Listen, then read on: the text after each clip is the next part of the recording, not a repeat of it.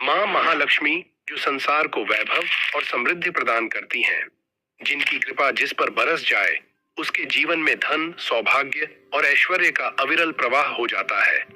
निर्धन भी क्षण भर में राजा बन सकता है और जिनसे वे रूठ जाएं, उनके राजमहल भी वीरान हो जाते हैं। जहाँ उनका वास होता है वहाँ कलह समाप्त हो जाता है, शांति और प्रसन्नता का वास होता है। इस वीडियो में हम सुनेंगे लक्ष्मी पुराण की अद्भुत कथाएं, मां लक्ष्मी की दिव्य लीलाएं और उनके व्रतों का सरस वर्णन।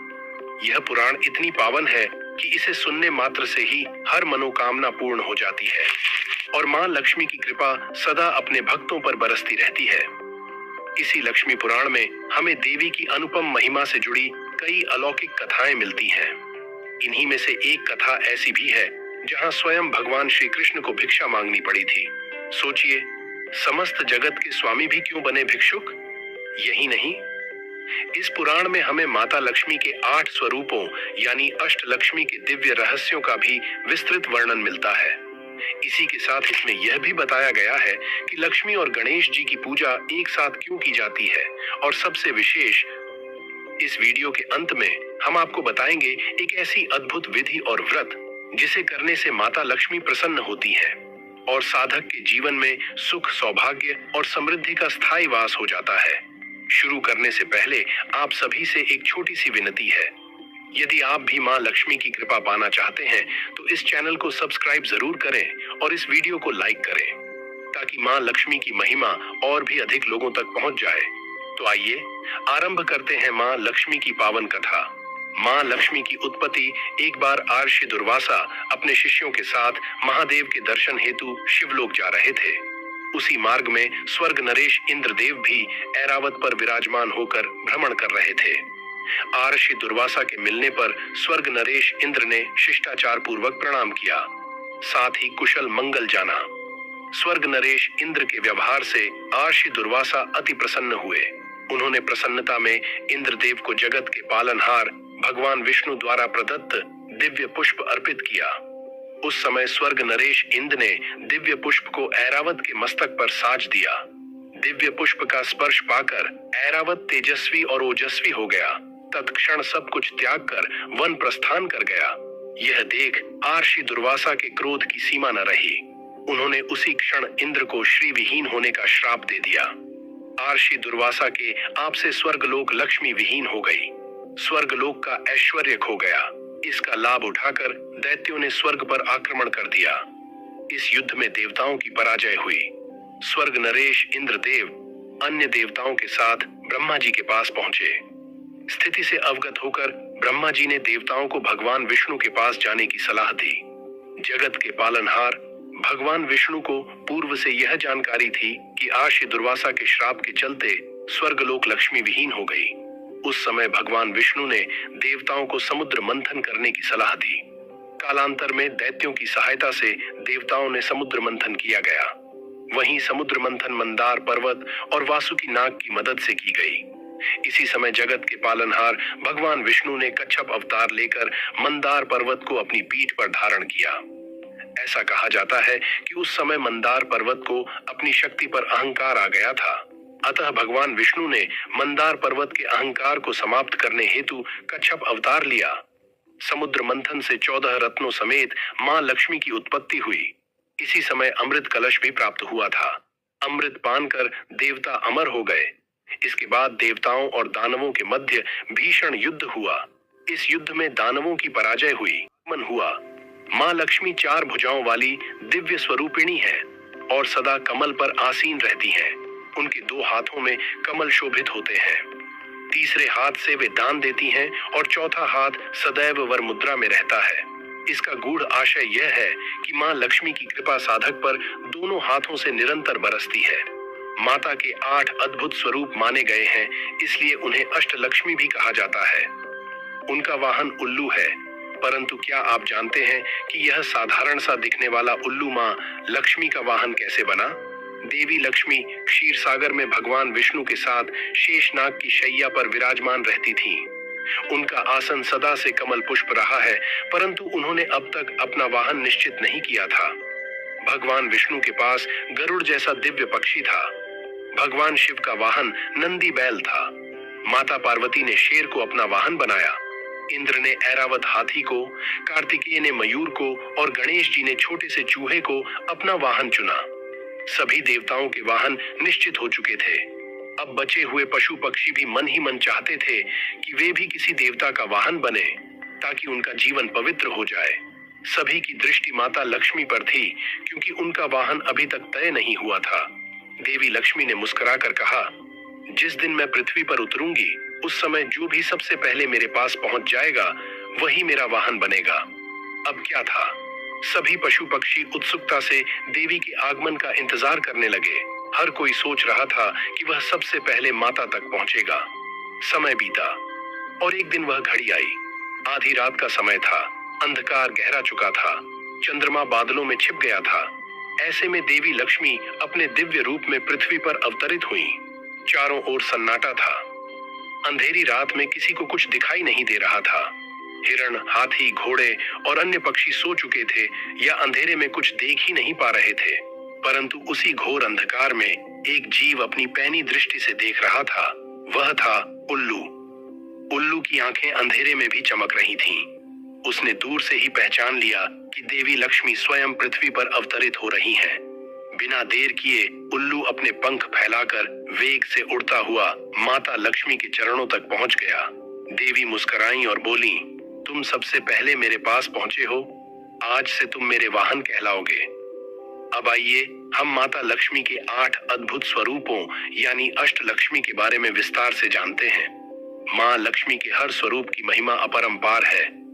माँ लक्ष्मी का हर रूप विभिन्न कामनाओं को पूरा करता है। इनके हर रूप की पूजा करने से व्यक्ति को असीम संपदा और धन की प्राप्ति होती है। एक पर है आदि लक्ष्मी या महालक्ष्मी। इनका सबसे पहला अवतार है आदि लक्ष्मी या महालक्ष्मी। यह आर्षि भृगु की बेटी के रूप में है। श्रीमद् देवी भागवत पुराण के अनुसार महालक्ष्मी ने ही त्रिदेवों को प्रकट किया है और इन्हीं से ही महाकाली और महासरस्वती ने आकार लिया। जीव जंतुओं को प्राण प्रदान करने वाली आदि लक्ष्मी ही है। इनसे जीवन की उत्पत्ति हुई है। यही सौभाग्य लक्ष्मी भी है और यही वैभव लक्ष्मी भी है। विवाहित महिलाएं यदि महालक्ष्मी को सिंदूर चढ़ाती हैं और फिर खुद को लगाती हैं तो इससे उन्हें सदा सुहागन होने का आशीर्वाद भी मिलता है। यदि आप नियमित महालक्ष्मी की पूजा करती हैं तो आपके घर में कभी भी धन धान्य की कमी नहीं रहती है। 2 पर है धन लक्ष्मी। जीवन में धन और यश की प्राप्ति के लिए आपको नियमित धन लक्ष्मी जी की पूजा करनी चाहिए। देवी लक्ष्मी का यह स्वरूप आपको समाज में कीर्ति दिलाता है। धन लक्ष्मी को प्रसन्न करने के लिए शंख, कोढ़ी, कमल का फूल, मखाने, बताशे, खीर और गुलाब का इत्र आदि देवी को अर्पित करना चाहिए। 3 पर है धन्य लक्ष्मी। धन्य का अर्थ अनाज होता है। धन्य लक्ष्मी अनाज की दात्री है। इन्हें माता अन्नपूर्णा का स्वरूप भी माना जाता है। यह देवी अन्न स्वरूप में विराजमान होती हैं। धन्य लक्ष्मी को प्रसन्न करने का सबसे आसान तरीका है कि कभी भी अन्न की बर्बादी न करें। जिन घरों में अन्न का निरादर नहीं होता है वहीं अन्न का भंडार रहता है। 4 पर है गज लक्ष्मी। गज लक्ष्मी कमल पुष्प के ऊपर हाथी पर विराजमान है। इन्हें कृषि और उर्वरता की देवी भी कहा गया है। इन्होंने भगवान इंद्र को सागर की गहराई से उनके खोए न को वापस हासिल करने में मदद की थी। इन्हें राजलक्ष्मी भी कहा गया है क्योंकि ये राज को समृद्धि प्रदान कराती है। 5 पर है संतान लक्ष्मी। संतान लक्ष्मी माँ लक्ष्मी का 5वां स्वरूप है। यह बच्चों और अपने भक्तों को लंबी उम्र प्रदान करने का रूप है। श्रीमद् देवी भागवत पुराण के अनुसार सनातना देवी अपनी गोद में बालक कुमार स्कंद को लिए बैठी है। इनका स्वरूप स्कंद माता जैसा है। इनकी 4 भुजाएं हैं जिनमें 2 भुजाओं में कलश धारण और बाकी की 2 में तलवार और ढाल है। यह अपने भक्तों की रक्षा अपने संतान जैसे करती हैं। इनकी पूजा करने से घर में सुख समृद्धि की प्राप्ति होती है। 6 पर है वीरा लक्ष्मी। वीरा लक्ष्मी वीरों और साहसी लोगों की आराध्य है। यह अपने भक्तों को युद्ध में विजय प्राप्त कराती है। इनकी 8 भुजाएं हैं जिनमें इन्होंने अलग अलग तरह के अस्त्र शस्त्र धारण किए हैं। वारी लक्ष्मी व्यक्ति को सौभाग्य और समृद्धि की प्राप्ति। 7 पर है विजया लक्ष्मी। विजया का अर्थ जीत होता है। देवी का यह स्वरूप जीत का प्रतीक है। इन्हें जाया लक्ष्मी भी कहा जाता है। विजया लक्ष्मी ने लाल साड़ी पहनी है और एक कमल पर बैठी है। मांस अष्टभुजी है और व्यक्ति को अभय प्रदान करती है। 8 यानी अंतिम है विद्या लक्ष्मी। विद्या लक्ष्मी ज्ञान की देवी है। माँ का यह रूप हमें ज्ञान, कला और विज्ञान की शिक्षा प्रदान करता है। विद्या लक्ष्मी ने सफेद साड़ी पहनी है। इनका स्वरूप ब्रह्मचारिणी माता से मिलता जुलता है, जो माँ दुर्गा का रूप है। इनकी पूजा करने से व्यक्ति को शिक्षा के क्षेत्र में सफलता और ज्ञान की प्राप्ति होती है। प्रिय श्रोताओं, अब सुनते हैं वह अद्भुत कथा जहां स्वयं भगवान श्री कृष्ण माता के श्राप के प्रभाव से भिक्षुक बन गए थे। एक बार नारद मुनि और पराशर मुनि भ्रमण करते हुए एक नगर में पहुंचे। उस दिन मार्गशीर्ष मास का गुरुवार था। नगर का दृश्य अद्भुत था। हर घर गोबर से लीपा हुआ था। दरवाजों पर लक्ष्मी के चरण चिन्ह बने हुए थे। स्त्रियां स्नान कर नए वस्त्र धारण कर रही थीं। लोग उल्लास में भरे हुए थे। ब्राह्मण से लेकर चांडाल तक सभी जातियों के लोग समान रूप से लक्ष्मी पूजन में लगे थे। वातावरण शंख और हुलहुली की ध्वनि से गूंज रहा था। यह देखकर स्वयं ब्रह्मा जी भी आश्चर्यचकित हो उठे और पराशर मुनि से पूछने लगे, हे मुनिवर, यह कौन सा व्रत है जो सबको आनंद से भर देता है? इसकी महिमा क्या है? पराशर मुनि मुस्कुराए और बोले, हे ब्रह्मा जी, यह मार्गशीर्ष मास के गुरुवार का महालक्ष्मी व्रत है। इसे करने से देवी लक्ष्मी की विशेष कृपा मिलती है। खासकर जब दशमी तिथि को गुरुवार पड़े, उस दिन सुषा व्रत किया जाता है, जो अत्यंत फलदायी माना गया है। यह सुनकर नारद मुनि बोले, हे मुनिवर, कृपया विस्तार से बताइए, कौन लोग इस व्रत को करते हैं और उन्हें क्या फल मिलता है, और जो लोग इसका अपमान करते हैं उनका क्या होता है? तब पराशर मुनि ने कथा कहना आरंभ किया। एक बार स्वयं लक्ष्मी जी भगवान जगन्नाथ के पास आईं और बोली, प्रभु, आज मेरा व्रत है, कृपया मुझे नगर में भ्रमण की अनुमति दीजिए। भगवान ने मुस्कुराकर कहा, ठीक है देवी, लेकिन व्रत का पालन करते हुए शीघ्र लौट आना। मैं तुम्हारे लिए भोजन तैयार करवाता हूँ। फिर लक्ष्मी जी ने सुंदर वस्त्र और आभूषण धारण किए और एक ब्राह्मणी का रूप लेकर नगर में निकल पड़ी। वे एक साधु बाणी के घर पहुंची और उससे कहा, हे साध बाणी, आज मार्गशीर्ष मास का पहला गुरुवार है। क्या तुमने लक्ष्मी पूजन की तैयारी की है? साधु बाणी ने विनम्रता से उत्तर दिया, हे देवी, कृपया मुझे इस व्रत की विधि विस्तार से बताइए ताकि मैं भी इसे कर सकूं। लक्ष्मी जी बोली, इस व्रत की विधि सरल है। प्रातः काल उठकर घर को स्वच्छ करो और दरवाजे पर मेरे चरण चिन्ह बनाओ। एक स्वच्छ मटकी लेकर उसमें चावल और सुपारी रखो। चौकी पर धान बिछाकर फल फूल, गन्ना, मूली और केले सजाओ। फिर धूप दीप और आरती के साथ श्रद्धा से मेरी पूजा करो। इस व्रत में सात्विकता का पालन जरूरी है। गुरुवार को मांसाहार, बासी भोजन, तेल लगाना, बाल धोना, तुलसी तोड़ना और अशुद्ध भोजन करना वर्जित है। जो इन नियमों का पालन करता है उस पर मेरी कृपा सदैव बनी रहती है। नगर नगर घूमती हुई जब माता लक्ष्मी ने चारों ओर दृष्टि डाली तो उनका हृदय व्यथित हो उठा। कहीं लोग आलस्य में पड़े थे तो कहीं घर आंगन गंदगी से भरे थे। किसी नगर में लोग बिना शुद्ध आचरण के जीवन जी रहे थे। हर जगह उन्हें लापरवाही और अशुद्धता का ही दृश्य दिखा।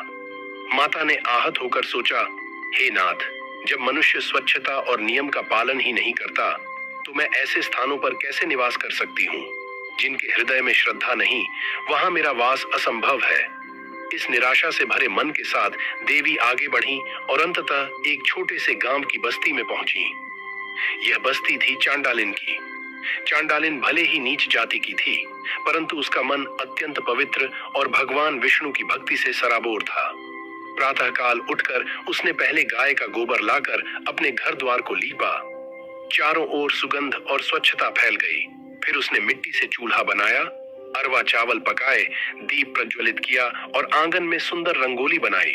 उसने फलों, कंद मूल और प्रसाद को सजाकर पूरे श्रद्धा भाव से लक्ष्मी नारायण का आवाहन किया। उसकी आंखों में आंसू थे और दोनों हाथ जोड़कर वह बोली, हे जगत जननी, मैं हीन जाति की हूँ, लेकिन मेरा मन भक्ति से भरा है। मेरा घर भले ही छोटा है, पर मेरी भावना सच्ची है। कृपया मेरे इस छोटे से अर्पण को स्वीकार कीजिए। उसकी प्रार्थना इतनी गहरी और सच्ची थी कि आकाश गूंज उठा। अचानक उसके छोटे से घर में दिव्य प्रकाश फैल गया। सोने की आभा से चमकती हुई लाल वस्त्र और आभूषणों से अलंकृत माता महालक्ष्मी स्वयं प्रकट हो गईं। चांडालिन विस्मय और आनंद से भर उठी। कांपते हुए वह भूमि पर गिर पड़ी और माता के चरणों में लौट गई। माता ने स्नेह से उसे उठाया और मधुर स्वर में कहा, हे चांडालिन, तुम्हारा यह घर देवताओं के धाम से भी अधिक पवित्र है। तुम्हारी भक्ति ने मुझे बांध लिया है। मैं तुमसे अत्यंत प्रसन्न हूँ। वर मांगो। चांडालिन ने सिर झुकाकर कहा, माता, मुझे ऐसा वर दीजिए कि मेरी गौशाला सदा सुंदर गायों से भरी रहे, मेरे कुल में धन और समृद्धि बनी रहे और मेरे लोग सुखी रहे। लक्ष्मी जी मुस्कुराई और बोली, वत्से, तुम्हारी भक्ति देखकर मेरा हृदय आनंद से भर गया है। तुम्हें यह सब वरदान देती हूँ। यद्यपि अमृतत्व का वर देना मेरे वश में नहीं है, लेकिन जब तक तुम जीवित रहोगी सुख समृद्धि का आनंद उठाओगी, और जब इस लोक से विदा लोगी तब सीधा विष्णु धाम को प्राप्त करोगी। इतना कहकर माता ने उसे आशीर्वाद दिया। उस क्षण से चांडालिन का घर न केवल धन धान्य से भर गया, बल्कि गांव में यह चर्चा फैल गई कि सच्ची भक्ति और स्वच्छता से ही देवी लक्ष्मी प्रसन्न होती है। एक समय की बात है, भगवान श्री कृष्ण और बलराम गहन वन में गए थे। लौटते समय बलराम जी ने अपने योग बल से एक विचित्र दृश्य देखा। वे चकित होकर श्री कृष्ण से बोले, बलराम जी, भैया कन्हैया, मैंने एक अद्भुत बात देखी है। लोग कहते हैं कि लक्ष्मी जी चांडालिन के घर जाती हैं, उसके यहाँ भोजन करती हैं और बिना शुद्धाचार के भी मंदिर में प्रवेश करती हैं। यदि यह सत्य है तो लोग क्या सोचेंगे? जगन्नाथ की लक्ष्मी यदि हर घर में भेदभाव मिटाकर जाती है तो लोग इसे गलत समझ सकते हैं। कहीं हमारे कुल की मर्यादा पर प्रश्न न उठ जाए। बलराम जी की यह बात कठोर नहीं थी, बल्कि चिंता से भरी थी। वे समाज की दृष्टि को लेकर व्याकुल थे। श्री कृष्ण ने धैर्य से उत्तर दिया, श्री कृष्ण, भैया, मर्यादा बाहरी आचरण से नहीं बल्कि हृदय की पवित्रता से बनती है। चांडालिन भले ही समाज में नीच कही जाती है, पर उसका मन देवताओं से भी पवित्र है। उसने स्वच्छता, श्रद्धा और भक्ति से लक्ष्मी नारायण का पूजन किया। ऐसे भक्त के घर जाना अपमान नहीं बल्कि उसकी सच्ची भक्ति का सम्मान है। बलराम जी ने फिर भी आशंका जताई, बलराम जी, परंतु लोग इसे समझेंगे कैसे? यदि लोग कहें कि लक्ष्मी जी एक चांडालिन के घर जाती हैं, तो समाज में कैसी चर्चा होगी? क्या यह जगन्नाथ के परिवार के लिए उचित है? श्री कृष्ण मुस्कुराए और बोले, भैया, भगवान सबके हैं, न ऊंच नीच देखते हैं न जाति पाति। यदि लक्ष्मी जी चांडालिन के घर गई हैं, तो उसका कारण यही है कि वहां सच्ची भक्ति है, और जहां भक्ति होती है वहां जाति का भेद मिट जाता है। यह तो संसार को संदेश देने का मार्ग है। इसी बीच माता लक्ष्मी स्वयं प्रकट हुई। श्री कृष्ण ने आश्चर्य से पूछा, हे देवी, आप चांडालिन के घर क्यों गईं? लोग इसे समझ नहीं पा रहे हैं। तब लक्ष्मी जी ने गहरी करुणा से कहा, लक्ष्मी जी, प्रभु, जब मैंने देखा कि ऊंच जातियों के घरों में आलस्य, गंदगी और अशुद्ध आचरण है तो मेरा हृदय दुखी हो उठा। लेकिन चांडालिन ने भक्ति, शुद्धता और श्रम से अपना घर सजाया था। उसने श्रद्धा से पूजन किया, फल अर्पित किए और सच्चे मन से नारायण का स्मरण किया। बताइए प्रभु, भक्ति का सच्चा अधिकार किसे है? वही जो तन से नहीं मन से शुद्ध है। उनके वचनों से समस्त वातावरण मौन हो गया। श्री कृष्ण और बलराम दोनों समझ गए कि माता लक्ष्मी ने केवल चांडालिन का नहीं बल्कि समस्त संसार का सम्मान बढ़ाया है। माता लक्ष्मी जब अत्यंत व्यथित हुई तो उन्होंने भगवान से कहा, लक्ष्मी जी, प्रभु, यदि मेरे आचरण को आप दोष मानते हैं तो यह आभूषण और धन मेरे लिए अब कोई महत्व नहीं रखते। इन्हें आप स्वीकार कीजिए। मैं बिना किसी भव्यता के साधारण स्त्री की भांति यहाँ से प्रस्थान कर रही हूँ, परंतु जाते जाते मैं एक वचन देती हूँ, जब तक स्त्री का अपमान होगा, जब तक सच्ची भक्ति को नीचा दिखाया जाएगा, तब तक आपके घर में दरिद्रता प्रवेश करेगी। जैसे सूर्य और चंद्रमा अपनी चाल बदलते हैं, वैसे ही समय का चक्र आपको भी दरिद्रता का अनुभव कराएगा। 12 वर्षों तक आपको भोजन और वस्त्र तक सहज उपलब्ध नहीं होंगे। और ध्यान रहे प्रभु, जब तक एक साधारण चांडालिन आपको अन्न और जल प्रदान नहीं करेगी, तब तक आप दोनों भाई एक अंश मात्र भी अन्न का स्पर्श नहीं कर पाएंगे। यह मेरा वचन है। इतना कहकर देवी लक्ष्मी ने गहरी सांस ली और मौन हो गईं। उनके दास दासियां विलाप करने लगीं, पर माता ने उन्हें धैर्य दिया। क्यों रोते हो? यह सब लीला है। समय आने पर सब कुछ ठीक हो जाएगा। फिर माता लक्ष्मी नगर से बाहर चली गईं और एक नीरव स्थान पर जाकर चिंतन करने लगी। उनके मन में विचार उठा, यदि मैं अपने पिता के घर चली जाऊंगी तो प्रभु जगन्नाथ आकर मुझे वापस ले आएंगे और मेरा शाप निष्फल हो जाएगा। इसलिए मुझे कोई और मार्ग खोजना होगा। उन्होंने मन ही मन विश्वकर्मा जी का स्मरण किया।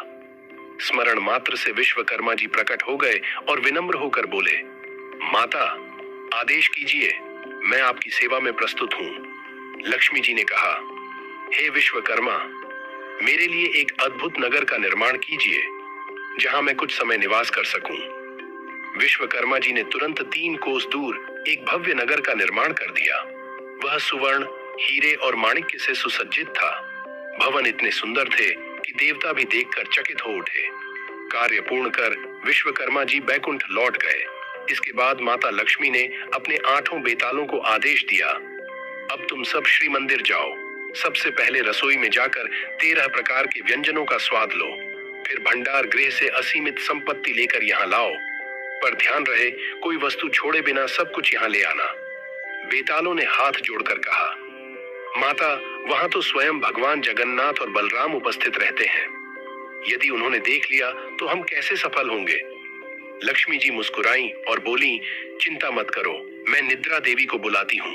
वे दोनों भाइयों की आंखों पर ऐसी गहरी नींद डालेंगी कि वे कुछ भी न जान पाएंगे। निद्रा देवी ने माता के आदेश का पालन किया। भगवान दोनों भाई गहरी निद्रा में सो गए। तभी 8 बेताल मंदिर पहुंचे। उन्होंने रसोई के सारे पकवान खाए, बर्तनों को एक जगह इकट्ठा किया और फिर भंडार गृह से असंख्य संपत्ति लाकर माता लक्ष्मी के चरणों में अर्पित की। रात के 16 प्रहर तक बेताल यह कार्य करते रहे। उनके परिश्रम से महालक्ष्मी प्रसन्न हुई।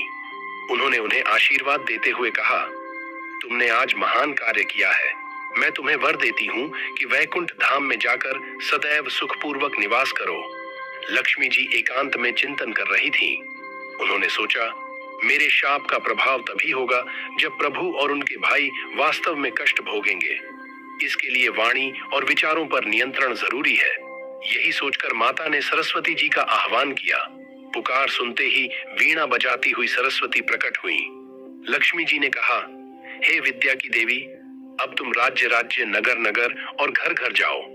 हर व्यक्ति के कंठ में निवास करो और उनकी वाणी को ऐसा बदल दो कि वे चाहे कुछ भी चाहें, परंतु प्रभु जगन्नाथ और बलराम को अन्न पानी न दें। जब वे दोनों दुख में तड़पेंगे तब जाकर ही वे मेरा स्मरण करेंगे।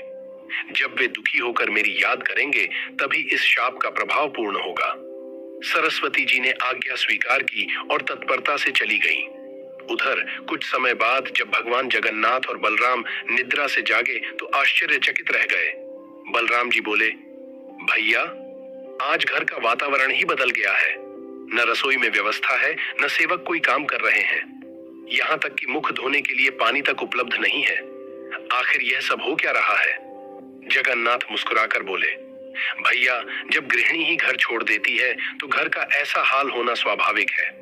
यह सब इसलिए हो रहा है क्योंकि माता लक्ष्मी चली गई हैं। बलराम ने उत्तर दिया, परंतु यदि कोई गृहिणी रूठकर घर छोड़ दे तो घर वाले भूखे तो नहीं रहते।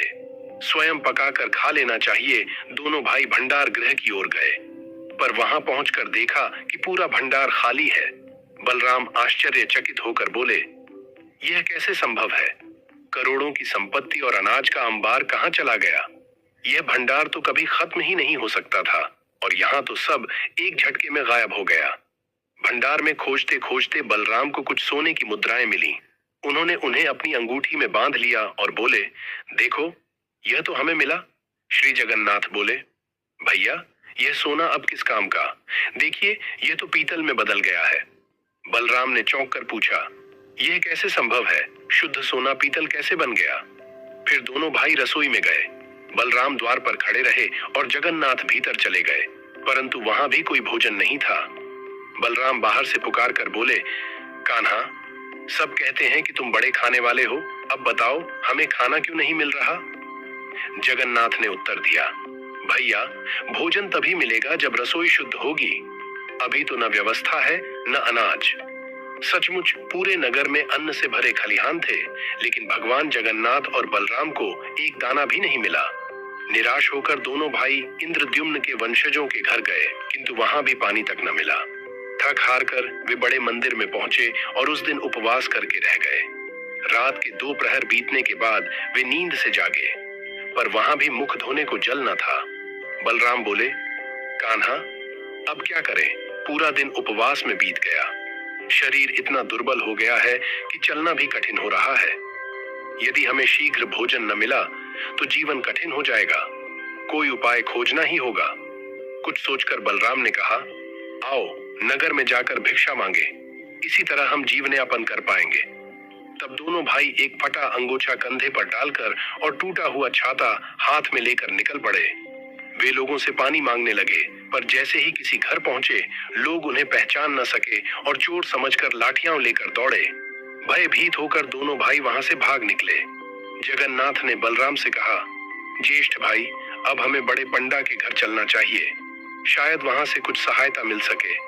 दोनों बड़े पंडा के घर पहुंचे। पंडा की पुत्र वधू ने आकर कहा, सासू माँ, दरवाजे पर 2 ब्राह्मण खड़े हैं। सासू ने झरोखे से झांका, पर दोनों को पहचान न सकी। उसने दरवाजा बंद कर बहू से कहा, इनसे दूर रहो, लाठी लेकर इन्हें भगा दो, ये चोर या लफंगे हो सकते हैं। ये सुनते ही दोनों भाई भयभीत होकर वहां से भाग निकले। भागते हुए उन्होंने सामवेद और यजुर्वेद का उच्चारण करना शुरू कर दिया। उनकी वाणी इतनी पवित्र थी कि सूखे वृक्ष भी मानो जीवंत हो उठे। थोड़ी दूर जाकर एक ब्राह्मणी ने उन्हें देखा और साधु ब्राह्मण समझकर अपने घर बुलाया। उसने आदर पूर्वक बैठाया और भोजन बनाने की तैयारी में लग गई। उसने केले के तनों से सब्जी बनाई और जल लाकर पकाने लगी। लेकिन तभी एक अद्भुत घटना घटी। जैसे ही भोजन पकने लगा, वह पात्र अचानक गायब हो गया। यह देखकर ब्राह्मणी चकित रह गई और बोली, ये लोग कोई साधारण ब्राह्मण नहीं है, अवश्य ही वही हैं जिन्होंने माता लक्ष्मी का अपमान किया है। क्रोध में आकर उसने कटु वचन कहे और उन्हें घर से निकाल दिया। निराश होकर दोनों भाई वहां से निकल पड़े। फिर वे कबीर साही नामक स्थान पर पहुंचे। वहां के भक्तों ने उन्हें भूखा ब्राह्मण समझकर थोड़ा चावल दिया।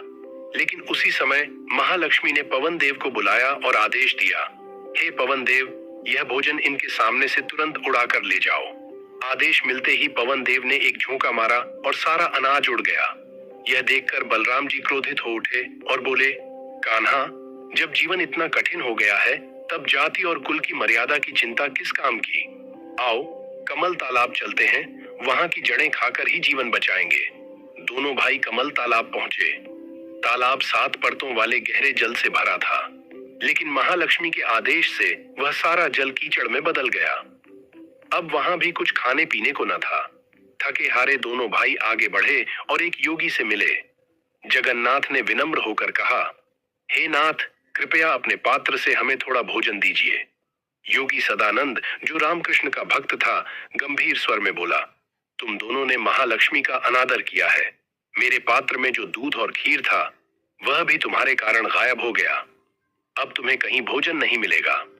यह सुनकर दोनों भाई निराश हो गए और समुद्र तट की ओर चल पड़े।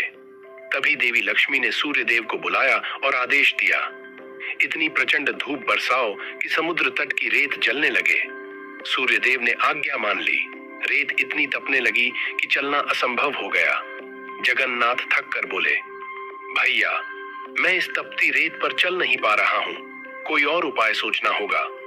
बलराम ने कहा, चलो जल्दी जल्दी कदम बढ़ाएं, यहाँ ठहरने से कोई लाभ नहीं। दोनों किसी तरह आगे बढ़ते हुए सिंहद्वार पहुंचे। वहां उन्होंने जोर से पुकारा, कोई है? आवाज सुनकर दासियां बाहर आईं।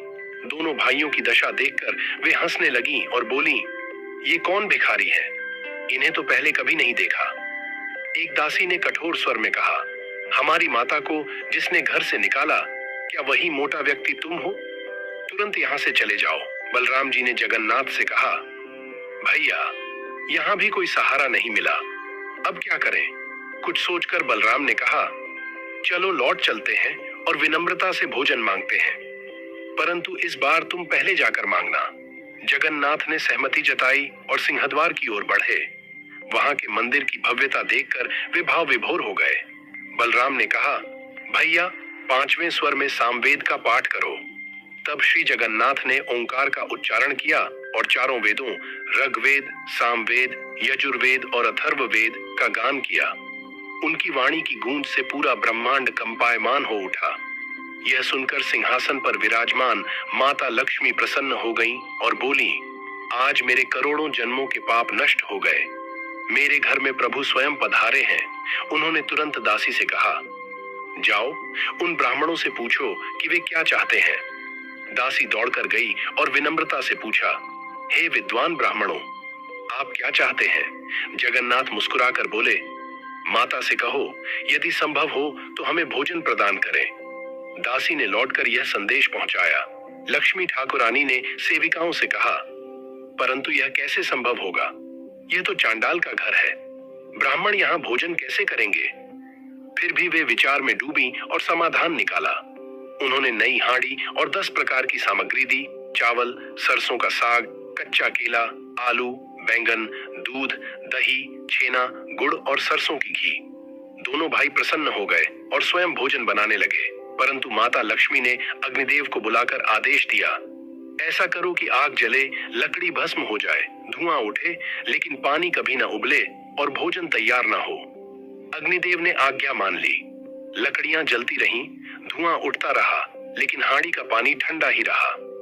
बलराम जी ने हंसकर कहा, कान्हा, तुम्हें तो लोग बड़ा रसोइया कहते हैं, पर लगता है तुम्हें पकाना आता ही नहीं। देखो कुछ भी नहीं बन रहा। क्रोधित होकर उन्होंने स्वयं प्रयास किया, परंतु जब कुछ न हुआ तो क्रोध में हांडी को लात मार दी। पर कथा यहाँ समाप्त नहीं होती। यह तो माता लक्ष्मी की धैर्य, शक्ति और भक्ति की परीक्षा का प्रारंभ था। दोनों भाई बलराम और जगन्नाथ भूख से अत्यंत व्याकुल हो उठे। बलराम जी ने भगवान से कहा, हे कान्हा, अब क्या उपाय करें? यदि कहीं से भोजन न मिला तो हमारी मृत्यु निश्चित है। जातिपात और परंपरा का विचार बाद में करेंगे, पहले पेट भरना आवश्यक है। इसी समय दासियां दौड़ती हुई महालक्ष्मी के पास पहुंची और सारी घटना बताई। उन्होंने कहा, एक ब्राह्मण ने क्रोध में हांडी तोड़ दी है और प्रभु बलराम और जगन्नाथ भूख से व्याकुल हो रहे हैं। यह सुनकर महालक्ष्मी के हृदय में करुणा जाग उठी। उन्होंने सोचा, मेरे प्रभु को इतना कष्ट, ये मैं कैसे सह लूं? तुरंत उन्होंने स्वर्ण के 4 कटोरे उठाए और स्वयं रसोई घर में जाकर भोजन बनाने लगी। बड़े जतन से उन्होंने बगड़ा चावल, मूंग दाल, मधुर खीर, तरह तरह की सब्जियां और व्यंजन बनाए। अम्बेला, खट्टी सब्जी, गुड़ की मिठाई, केले की भाजी, 3 प्रकार की विशेष मिठाइयाँ, छेना से बने पकवान, दूध और घी में पकी मिठाइयाँ, सब कुछ बड़े प्रेम से पकाया। सुगंध पूरे वातावरण में फैल गई, मानो स्वयं स्वर्ग का अमृत धरती पर उतर आया हो। महालक्ष्मी ने दासियों को आदेश दिया, ब्राह्मणों की सेवा में तनिक भी कमी न रहे। उन्हें स्नान कराओ, उनके लिए सुगंधित जल तैयार करो, रेशमी वस्त्र और गमछे दो। वे किसी प्रकार की असुविधा महसूस न करें। दासियों ने आदेश का पालन किया। स्नान और वस्त्र धारण करने के बाद दोनों भाई अत्यंत दिव्य और प्रसन्न दिखाई देने लगे। लेकिन बलराम जी के मन में शंका बनी रही। उन्होंने कहा, हे कान्हा, यह घर अजीब प्रतीत होता है। केवल स्त्रियां ही स्त्रियां दिखाई देती हैं, कोई पुरुष नहीं। इतना आदर और सत्कार मुझे असामान्य लग रहा है। हमें यहाँ अधिक देर नहीं रुकना चाहिए। परंतु भगवान जगन्नाथ मुस्कुराए और बोले, भैया, आज से इस घर के स्वामी हम ही होंगे। भय मत करो, कोई हमें रोक नहीं सकता। बलराम जी झिझकते रहे, पर अंततः भगवान ने स्वयं उनका हाथ पकड़कर आसन पर बिठाया। इसके बाद भोजन की तैयारी प्रारंभ हुई। दासी तुलसी ब्राह्मणी थाली लेकर आई और बड़े छोटे का निर्णय पूछने लगी। बलराम जी ने कहा, क्या तुम्हें नहीं पता कि बड़ा कौन है? ब्राह्मणी ने उत्तर दिया, पहले स्पष्ट कहो कि बड़ा कौन है, तभी भोजन परोसा जाएगा। बलराम ने कहा, हम बड़े हैं। इस पर पहली थाली उन्हें परोसी गई। उन्होंने तुरंत भोजन आरंभ कर दिया। फिर दूसरी थाली भगवान जगन्नाथ को परोसी गई। बलराम जल्दी जल्दी खाने लगे और दूसरी थाली पर नजर डालने लगे। यह देखकर ब्राह्मणी बोली, तुम दोनों भाई भूख से इतने व्याकुल हो कि घर की मर्यादा का भी ध्यान नहीं रखते। क्या तुम्हारे घर में पुत्र और बहुएं नहीं हैं जो तुम्हारी देखभाल करें? भोजन समाप्त होने पर बलराम जी ने कहा, हे कान्हा, क्या तुम्हें नहीं लगता कि यह भोजन अवश्य ही महालक्ष्मी के हाथों से बना है? जगन्नाथ मुस्कुराए और बोले, भैया, लक्ष्मी जैसी गुणवान बहू और कहाँ मिलेगी? पर हमने ही उसे श्री मंदिर से निकाल दिया। यही कारण है कि हमें इतना कष्ट सहना पड़ा। फिर महालक्ष्मी ने अपने हाथों से विशेष पोड़ा पीठा, ओडिया प्रसिद्ध मिठाई परोसी। भगवान ने प्रसन्न होकर कहा, भैया, लक्ष्मी मेरी हर हर इच्छा जानती है। भोजन के अंत में पोड़ा पीठा लाना भी उनका ही विचार है। दोनों भाइयों ने संतोष पूर्वक भोजन किया और बाहर निकले। बाहर आते ही उन्होंने देखा कि महालक्ष्मी गवाक्ष द्वार पर खड़ी है। उन्होंने दासी को भेजकर पूछा, जाकर देखो ये पंडा भाई विवाहित हैं या नहीं, इनके घर में पुत्र और बहुएं हैं या नहीं। दासी ने जाकर यह प्रश्न किया। भगवान मुस्कुराकर बोले, यह सब जानने का प्रयत्न अभी मत करो। फिर आपस में बलराम और जगन्नाथ चर्चा करने लगे। हमारे पास विवाह के लिए कोई सामग्री नहीं है, पर यदि लक्ष्मी जैसी गुणी बहू हमें पुनः मिल जाए तो हमारे सभी दुख मिट जाएं। बलराम बोले, हमने ही लक्ष्मी को नाराज किया, इसी कारण आज यह कष्ट भोग रहे हैं। तभी दासी ने पूछा, क्या यह सब तुम्हारी गरीबी का कारण है? जगन्नाथ ने उत्तर दिया, नहीं, सुनो, यदि घर की स्त्री योग्य हो तो वह घर को ऐश्वर्य से भर देती है, परंतु यदि स्त्री अनुचित हो तो वंश का नाश करती है। कुछ स्त्रियां घर को स्वर्ण के समान संवार देती हैं, जबकि कुछ कलह से घर को उजाड़ देती हैं। भगवान जगन्नाथ और बलराम जी जब महालक्ष्मी के घर पहुंचे तो महालक्ष्मी ने उनका सम्मान किया। वे स्वयं जल लेकर आईं और प्रभु के चरण धोए। उस चरणोदक को अपने मस्तक पर लगाया और 5 रंगों के सुंदर पुष्पों से प्रभु की पूजा की। लेकिन पूजा के बाद महालक्ष्मी का स्वर बदल गया। वे बोली, हे प्रभु, आप मुझे चांडाल कहकर अपमानित करते हैं और फिर मेरे ही घर में भोजन करने आते हैं। क्या यह उचित है? आप दोनों भाई अब चांडाल और बेताल बन चुके हैं। आपके बड़े बड़े वादे और आपके वचन सब व्यर्थ हैं। आपके इस भाईचारे और व्यवहार पर धिक्कार है। महालक्ष्मी के इन कठोर वचनों को सुनकर भगवान जगन्नाथ मौन रहे। उन्होंने कुछ नहीं कहा। थोड़ी देर बाद उन्होंने बड़ी ही शांति से उत्तर दिया, हे जगत की जननी, अब इस मान अपमान को छोड़ दीजिए। यह संपूर्ण सृष्टि आपकी शक्ति और कृपा से चल रही है। कृपया हमारे साथ चलने के लिए तैयार हो जाइए। जब जब आपने हमें अपनी कृपा से दूर किया, तब तब हम कष्टों से गुजरे। यहाँ तक कि हमें भिक्षा मांगने तक की नौबत आ गई। लेकिन फिर भी जगत ने हमारी भूख मिटाने के लिए आगे आकर हमारी सहायता की। यह सब आपकी कृपा का ही प्रभाव है। संसार में यदि कहीं सम्मान है तो वह लक्ष्मी की वजह से ही है। फिर भगवान जगन्नाथ ने एक वरदान की घोषणा की, जो कोई गुरुवार के दिन इस पुराण को सुनता है उसके जन्म जन्मांतर के पाप नष्ट हो जाते हैं। लक्ष्मी पूजा के दिन जो स्त्री इस कथा को गाकर सुनाती है, वह इस जन्म में पतिव्रता बनकर बैकुंठ धाम को प्राप्त करती है, और जो स्त्री इसे दूसरों को सुनाती है उसके पुण्य का अनुमान लगाना असंभव है। यह कहते हुए प्रभु ने लक्ष्मी का हाथ थामा और बोले, तुम्हारा यह वरदान युगों युगों तक सत्य रहेगा। अब से चाहे ब्राह्मण हो या चांडाल, सभी को भोजन मिलेगा, और सभी को यह नियम मानना होगा कि भोजन करने के बाद हाथ धोना अनिवार्य है। यही धर्म होगा और यही व्यवस्था। इसके बाद भगवान जगन्नाथ बड़े मंदिर की ओर बढ़े। जैसे ही चांद अपनी चमक के साथ आकाश में उदित हुआ, पूरे ब्रह्मांड ने एक अद्भुत दृश्य देखा। स्वयं इंद्रदेव और ब्रह्मा सहित सभी देवता प्रभु प्रभु का गान करते हुए उनका स्वागत करने आए। वरुण और कुबेर ने वेदों को हाथों में लेकर नृत्य किया। अप्सराएं, रंभा, उर्वशी, मेनका, चित्रलेखा और तुलसीमाला सब देवताओं की स्तुति में नृत्य करने लगीं। पूरा आकाश भक्ति और आनंद से गूंज उठा। इसके बाद जगन्नाथ मंदिर में महालक्ष्मी और प्रभु की पूजा बड़े धूमधाम से हुई। भक्तों ने श्रद्धा और प्रेम से उनका स्वागत किया। लक्ष्मी जी की उपस्थिति से हर भक्त का जीवन धन्य हो गया और उनके घरों में सुख समृद्धि का वास हो गया। अब हम एक अत्यंत पावन कथा सुनने वाले हैं कि आखिर क्यों भगवान गणेश और माता लक्ष्मी जी की पूजा हमेशा एक साथ की जाती है। तो जुड़े रहिए हमारे साथ, क्योंकि वीडियो के अंतिम भाग में हम आपको एक दिव्य व्रत और उसकी अद्भुत विधि भी बताएंगे, जिसे करने मात्र से मां लक्ष्मी समस्त मनोकामनाएं पूर्ण कर देती हैं। त्रैलोक्य में एक बार देवताओं का बड़ा सभा समागम हुआ। सभी देवगण अपने अपने वैभव और गुणों का वर्णन कर रहे थे। इंद्र ने कहा, मेरे पास ऐरावत हाथी है, स्वर्ग लोक की अप्सराएं हैं, असंख्य रत्न और दिव्य महल हैं। वरुण देव ने कहा, मेरे पास अनंत जलधाराएं, समुद्र का साम्राज्य और मोती माणिक्य का खजाना है। शिव जी मुस्कुराकर बोले, मेरा वाहन नंदी है, कैलाश पर्वत मेरा धाम है और मेरे पुत्र कार्तिकेय और गणेश समस्त लोगों के आराध्य हैं। वहां उपस्थित सभी देवता अपनी अपनी संतान का उल्लेख करके गर्वित हो उठे।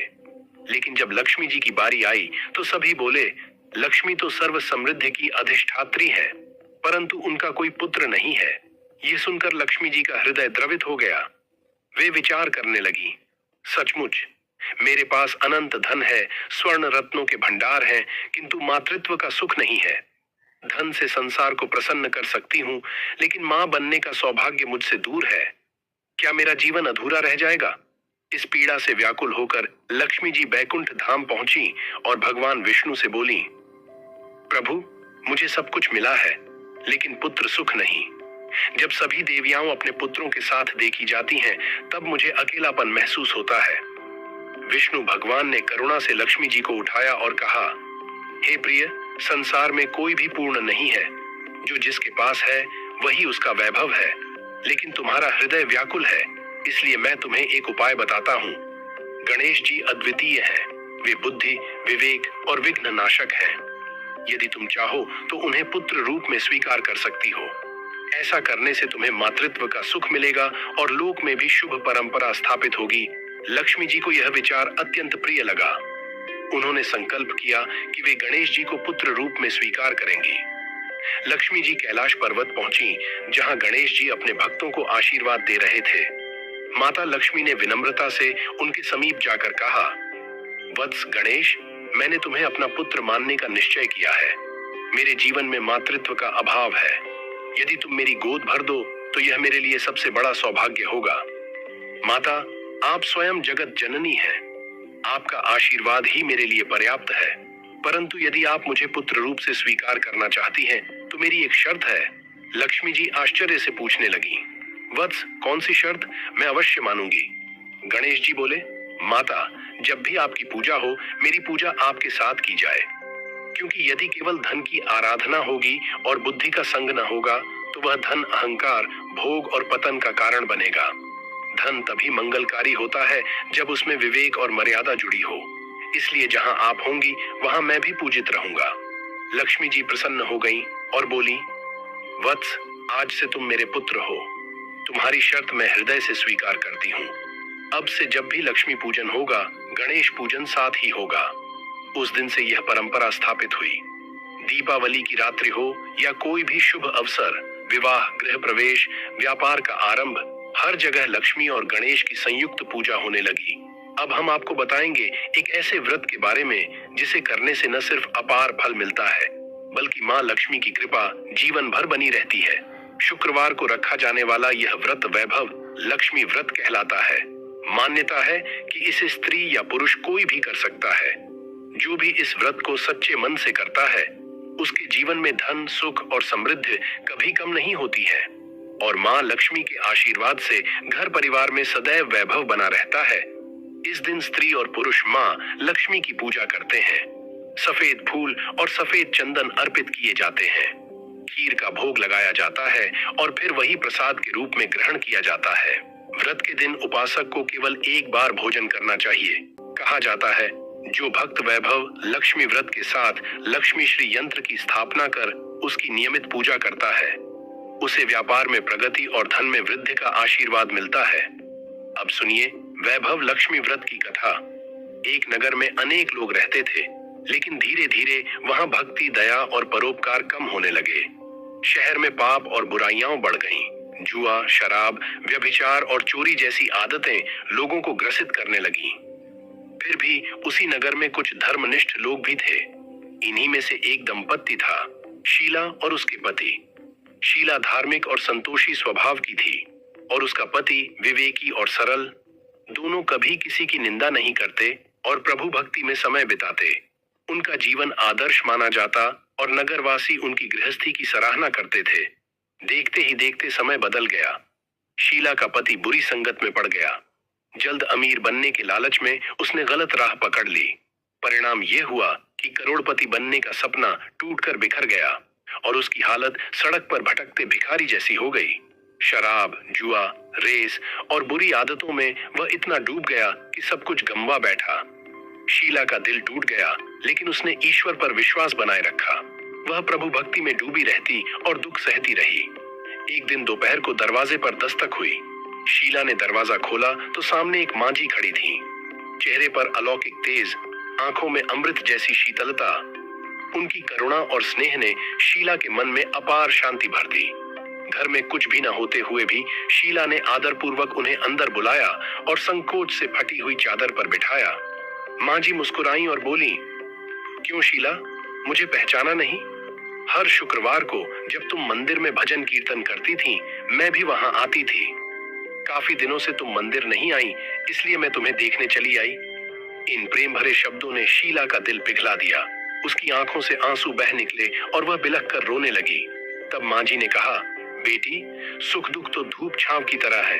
हिम्मत रखो, धैर्य रखो और मुझे अपनी सारी परेशानी बताओ। मांझी के स्नेह भरे शब्दों से शीला को संबल मिला।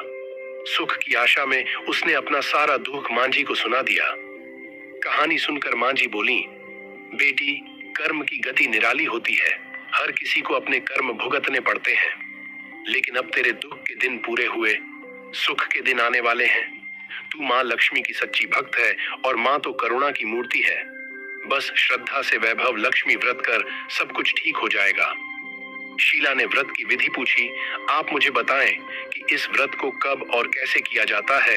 साधु महाराज दामिनी की भक्ति भावना देखकर प्रसन्न होकर बोले, बेटी, सारे जगत का कल्याण करने वाली माँ वैभव लक्ष्मी के व्रत की विधि मैं जन कल्याणार्थ तुम्हें बता रही हूँ। प्रत्येक शुक्रवार को यह व्रत किया जाता है।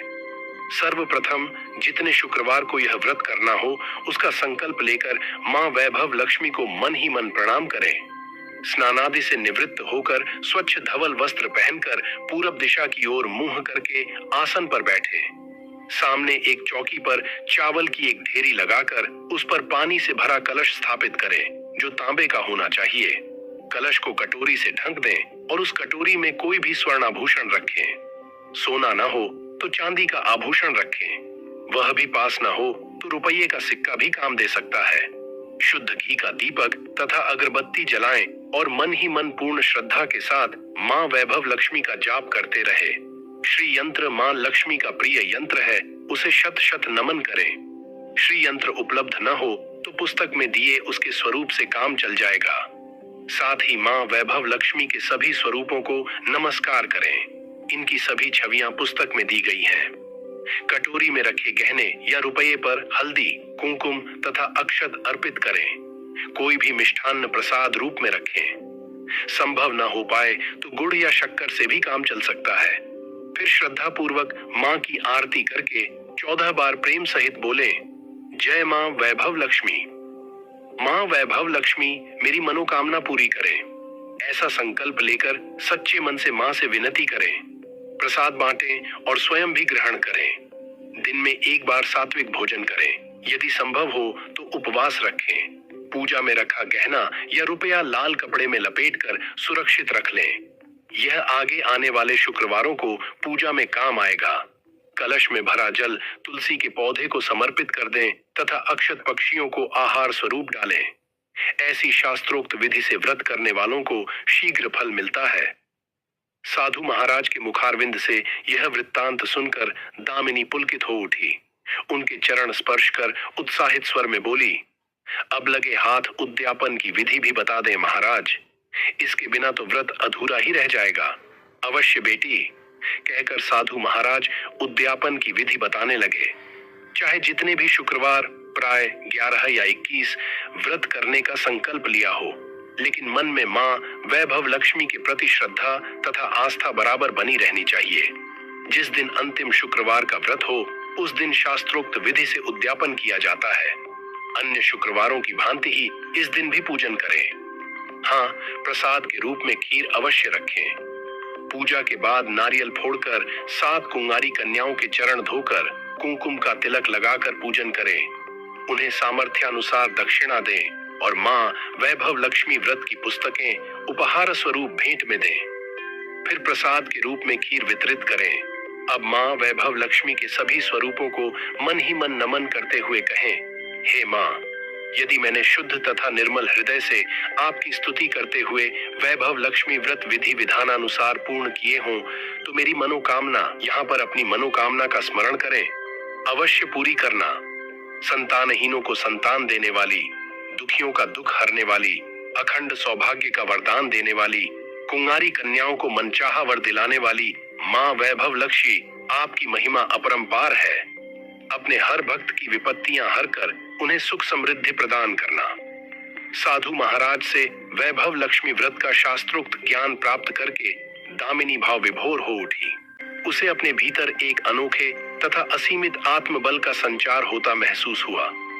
उसने भी माँ वैभव लक्ष्मी के 21 व्रत आते शुक्रवार से शुरू करने का संकल्प लेकर साधु महाराज को आदर सहित विदा किया और मन ही मन माँ वैभव लक्ष्मी का स्तुति गान करने लगी। 2 दिन बाद ही शुक्रवार आ गया। उससे पहली रात दुखों की मारी दामिनी ठीक से सो भी न सकी। माँ वैभव लक्ष्मी के व्रत करने से उसकी समस्याओं का अंत हो जाएगा, यह सोचकर वह मुंह अंधेरे ही उठ बैठी और स्नानादि कर स्वच्छ वस्त्र धारण किए। आसन पर पूर्व दिशा की ओर मुंह करके दामिनी ने अपने सम्मुख रखी चौकी पर चावल की छोटी सी ढेरी बनाकर उस पर तांबे का कलश रखा। लेकिन जब स्वर्णाभूषण रखने की बात आई तो धर्म संकट में पड़ गई। सारे गहने पति के दुर्व्यसनों की भेंट चढ़ चुके थे। विवाहिता स्त्री थी, सुमंगल सूत्र भी उतार कर नहीं रख सकती थी और कोई गहना था नहीं। तभी उसे उन नन्ही पायलों का स्मरण हो आया जो उसने अपनी आने वाली संतान के लिए बनवा कर रख छोड़ी थी और पति की निगाहों से उन्हें बचा रखा था। उसने झटपट वह पायलें निकाली और गंगा जल से धोकर उन्हें शुद्ध करके कलश पर रखी कटोरी में डाल दिया। डिब्बे की तली में से बची खुची शक्कर निकालकर उसे प्रसाद के रूप में रखा और विधि अनुसार व्रत किया। सर्वप्रथम उसने अपने पति को प्रसाद दिया। आने वाला पूरा सप्ताह बड़ी ही हंसी खुशी से बीता। बात बात पर झल्ला उठने वाला उसका पति अपेक्षाकृत शांत तथा संयत रहा। कोई मारपीट तथा क्लेश घर में नहीं हुआ। इसे दामिनी ने माँ वैभव लक्ष्मी का चमत्कार समझा और मन ही मन उन्हें प्रणाम किया। माँ वैभव लक्ष्मी के प्रति उसकी आस्था और भी बलवती हो गई। इसी प्रकार शास्त्रोक्त विधि से दामिनी ने 20 शुक्रवार के व्रत पूरे कर लिए। इस बीच कई परिवर्तन हुए थे। उसका पति कुसंगति छोड़कर सीधी राह पर आ गया था और उसका कामकाज भी जमने लगा था। घर में यदि किसी चीज की बहुतायत नहीं थी तो कमी भी नहीं रह गई थी। यह सब माँ वैभव लक्ष्मी के चमत्कार और दामिनी की आस्था तथा विश्वास का परिणाम था।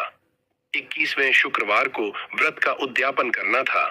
साधु महाराज के वचन अब भी मानो दामिनी के कानों में गूंज रहे थे। उनकी बताई विधि के अनुसार ही दामिनी ने शास्त्रोक्त विधि से उद्यापन किया। 7 कुंवारी कन्याओं को भोजन कराकर दक्षिणा दी। आसपास की सौभाग्यवती स्त्रियों में प्रसाद तथा माँ वैभव लक्ष्मी व्रत कथा की पुस्तकें वितरित की। माँ वैभव लक्ष्मी के हर स्वरूप पुस्तक में दी गई छवियां को प्रणाम किया और कहा, आपकी महिमा निराली है माँ। आपने मेरे सारे दुख हर लिए, मेरी सभी मनोकामनाएं पूर्ण कर दी। मेरा उजड़ा घर फिर से बस गया। मेरा यह नया जीवन आप ही की देन है माँ। मैं आजीवन आपकी पूजा अर्चना करूंगी और दूसरों को भी आपकी महिमा से अवगत कराकर वैभव लक्ष्मी के व्रत रखने के लिए प्रेरित करूंगी। यदि यह प्रस्तुति आपके हृदय को स्पर्श कर पाई हो तो कृपया इस वीडियो को लाइक अवश्य करें, अपने मित्रों और परिवार के साथ शेयर भी करें और हाँ, चैनल को जरूर सब्सक्राइब करें।